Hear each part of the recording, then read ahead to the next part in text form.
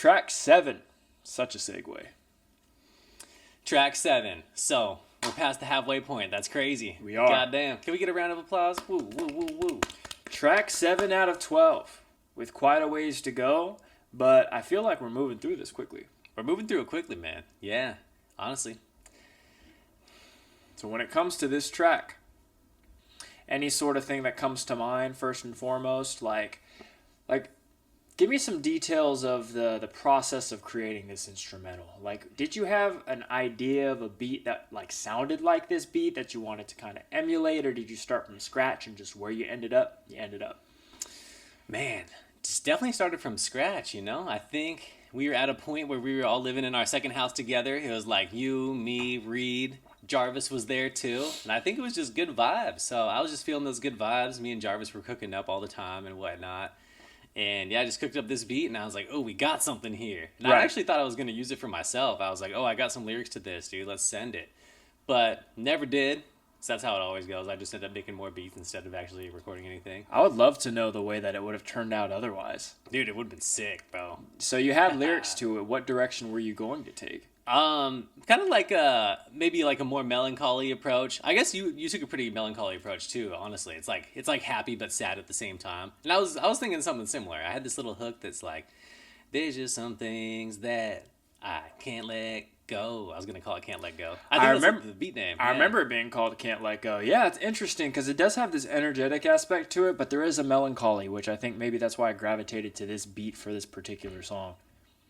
Yeah, so you were feeling the melancholy. You were like, this is the perfect song to follow up this last heavy track, which was track 6. Yeah, well, because obviously this is like our full collaboration between the two of us. So, I'm picking out of the folder of what's available, and I'm like, this can work. And then obviously I've got to write it into a direction to where I see whether or not that's actually the case. But I don't think any beats on this album I actually had difficulty with kind of imprinting the story onto. And this one was no different. It really had like this sense of urgency to it. Like with this song, shit's hitting the fan in the narrative, and us wearing yellow today is kind of representative of, when you see yellow, like caution signs and things like that, it's like, beware. What's happening in this song is very much Jordan has to be cautious. I don't know if we want to get into that quite yet. What were we talking about prior to that? We can wrap up that story before moving on. Yeah, I think that's about it, honestly. Yeah, why don't you catch the fans up with where the story's going, where we're at now? All right, I'll go ahead and do that then. So with this song, it's called Crash Course, which is exactly what it sounds like. He's getting ready to have a crash course in the lesson that needs to be learned, and that's to take the right path and not the wrong one anymore.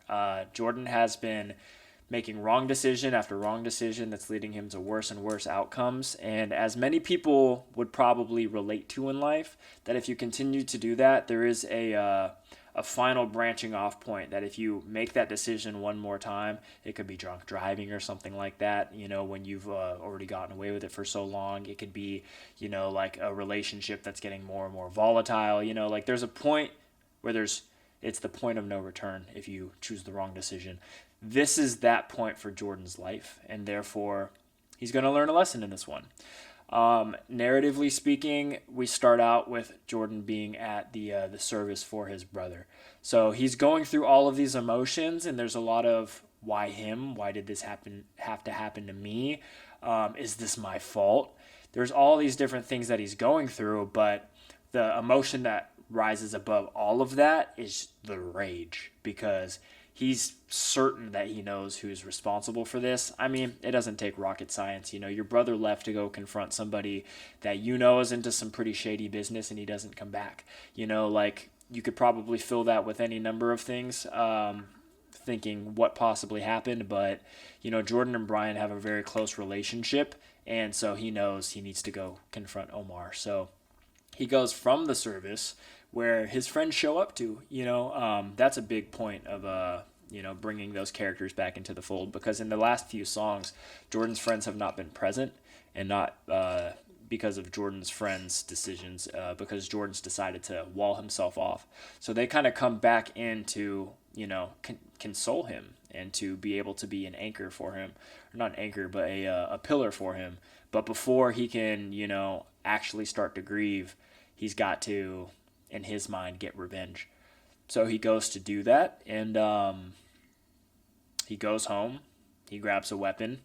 The weapon that he grabs is from his father's safe, which I haven't actually gone too far into the dynamic between Jordan, Brian, and his parents, but his parents are on the outs and they have been for a really long time. They probably should have separated, but they haven't. And so Jordan's father has turned to alcoholism, which has been prevalent throughout their relationship or whatnot. And Jordan's mom is entertaining and has been entertaining this other guy that, I introduced earlier on in the album as, just a friend or whatever, but clearly not a friend. So we get to see that whole dynamic. And the reason why I bring that up is because Jordan's father himself is in such a dark place that he's contemplating maybe potentially ending it. So the safe is open.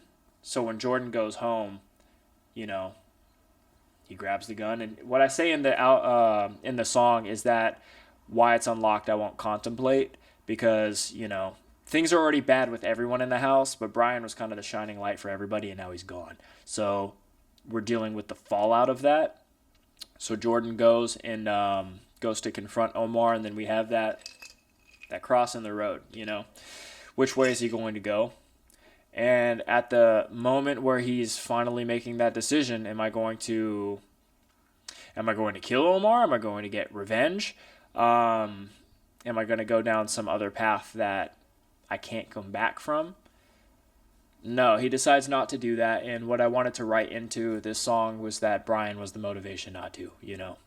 I said earlier on in the project that Brian is the North Star for Jordan. And I wanted him to be the real motivation, to be like, okay, so if there were ever a moment to let out all of his pent up frustration, it's this moment. But even then, Brian becomes this guiding light for Jordan in swaying away from that decision. And so that's where we're going to find him at when the rest of the album continues on. Yeah, it's a big emotional song, big plot song. Like, there's a lot going on here. Like, I honestly never really caught that part about his dad being suicidal too, but it makes sense. Like, the safe won't contemplate. I'm like, damn, yeah, that really sinks in. That's pretty fucking crazy. Right. Like, I wanted to make sure that there's an emotional context for why the things are happening, how he's getting the weapon and all that stuff. Because he could just go confront him and beat him up or whatever, but it needed to be, like, absolute that if he made that decision, there's no going back from it. Good person, makes a bad decision, you're going to jail for the rest of your life, or God knows what else. Maybe Omar, his friends retaliate or something like that. So, yeah, I thought that was important, the emotional aspect of it, but also just functionally, I kind of needed to get his parents out of the album because there's a lot that Jordan's going to have to go through to get from this point where he's at to where we want him to be by the end of the project. And so, yeah, I kind of needed to continue the storylines of both Jordan's dad and mom, but then give them kind of their own little side quests so that we can focus on Jordan, because he's going to need to grieve and he's going to need a way of overcoming this, something to focus on. And yeah, so I wanted to make sure that I had all those pieces moving when writing this song, which made it a little difficult, but not in a bad way. It was fun. It's fun writing. Yeah, it's a big story song right there. It's a good song, man. Y'all gotta peep it. Nah, just kidding. I know they already did. Yeah. Aw, yeah. So yeah, well, go ahead. I was just going to say, like, in recording this song, was there anything different about it that, like, as compared to the other songs, or anything that stood out to you that was, like, kind of like a standout moment? So, yeah, this one, I was actually going to ask you, I was going to ask you something similar, because I remember when we recorded this one, I felt like it was a little harsh on the vocals, right? Like, you're having a tough time kind of, like, just getting it out. Was this one of the ones where it was hurting your voice, or? I don't know if it was hurting my voice. There was a point in time where I was having teeth problems, and it was less about my voice and more about my gums. We won't go into why, but just, make sure that you really vet the dentist that you go to and never get your teeth bleached, because fuck that. But yeah, that might have been part of it, and also because I have to convey so much emotion. The thing that not everybody thinks about when recording, or at least I didn't, and this was a big learning process, was that when you're conveying more emotion, it requires just so much more control to make it sound right, because you're trying to get that emotion out so that it's translatable and people understand where the character's coming from. But also, like, I'm not professionally trained or anything like that, so I'm having to sing, but I'm trying to put emotion into it. It's a lot of information and a lot that I have to have locked in, but then also, like, I can't be all off key and everything like that too. And so there was some difficulty in that. And also, not to kind of like rag on myself, but trying not to make it sound corny also, because you're trying to get all of those emotions across, but then you're also not trying to go so far that it's like not believable. Yeah, So you don't want to sound like a little crybaby. yeah, you kind of have to toe the line. And I want him to sound like a little bit like one. He's still a kid after all. He's becoming an adult in this album. But yeah, trying to convey that while also keeping my vocals clean, I would say was the toughest part of it.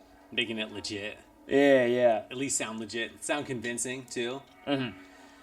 Yeah. Yeah, I would say this one was pretty fun, too, because we have, like, that little bridge in the middle where it's kind of just like... It's almost like a little chaos chamber going on. Like, you got sirens, you got, like, random screams coming from different angles. That was a pretty fun part to just, like, produce. And we definitely did that together, too, so that was cool. Like, we were just kind of seeing whatever the hell we could do in that little part. That was tricky, too, because you really have to, like, walk the line between too much in that part and too little, because too little, you're kind of just like, okay, what the fuck am I listening to this for? And then too much, you're like, this is too much, you know what I mean? And so you have to really be in that pocket to create the atmosphere that we were trying to create for that part, and I feel like we were successful in that. It just took a lot of trial and error. Right. Yeah, definitely. Yeah, this was one of those ones, too, where I feel like it was tough getting the levels right. Maybe we had to re-record a lot because, like, it was either too close to the mic or too far. But, goddamn it, we got through it, man. Well, especially when I'm belting it out. This one and Insecurity had to be, like, pretty similar in that regard. Just, like, turning the input down. Because it's just, like, just too much information for the microphone. It's too hot. Mm-hmm. And I never mind re-recording, but we do get to certain points to where, like we said previously in the podcast, that, like, you don't want to sacrifice the emotion of the moment or how invested you are in that particular recording by re-recording, but then you also have a lot of those kind of like hurdles to get over in terms of the way that you tune the equipment to make sure that you're not getting super hot vocals so that the mix will be cleaner and all that stuff. Oh, yeah. All that good stuff. Hell yeah. Fun stuff. Speaking of fun, any other like fun facts that you have in mind when it comes to this song? That's tricky. I can think of one. What you got? So, the sirens in this song, I wanted that to kind of allude to like what we were saying. It's like, caution, caution, you're about to like cross over the edge and there's no turning back from that. But also the same way that I was saying, like, we've got to get, Jordan's parents kind of out of the picture so that we can really focus on Jordan. We've got to do the same for Omar. So like it was a lesson in writing for me because, like it would stand to reason that if Jordan chose not to kill Omar or not to do anything to Omar, and Omar still exists in this world, that he's going to retaliate. Omar's not the smartest person. He jumped Brian, like, in front of his house. You know what I mean? So, like, that was an intentional decision because Omar's got to get out of this, or else the next two songs got to be about Jordan dealing with Omar when I want him to be dealing with the things that I actually wrote for him. So the sirens are actually symbolic of the police coming to pick up Omar, like, as the narration is happening. So as soon as that happens, then Omar's out of the story because he gets picked up. He didn't do any of the stuff that he was trying to do smoothly, and Jordan can move on with his grieving and making his right decision without the dangers of retaliation from, this song. Yeah, I honestly forgot about that, but that's a dope little deep cut right there for sure. Yeah, I think that's the only fun fact I can think of off the top of my mind, but yeah, I like this song a lot. It's very, very story heavy for sure. Hell yeah. Yeah, I can't think of any additional fun facts for this one. And if we do, we'll do it in the next podcast. Yeah, if you got any fun facts, let us know in the comments. Do that shit. All right, should we send it? I think it's a wrap. Cool. It's a wrap, y'all. Thank you so much for listening. Track 7, we're going to keep this train going. This one's called Crash Course. If you haven't listened to the rest of the songs, please do. They go in chronological order. And enjoy. Yep, you got to get the story and stay tuned. We're delivering a new story every week, new chapter. Every Wednesday. Yep. All right, y'all. Thank you. Peace. Appreciate you guys.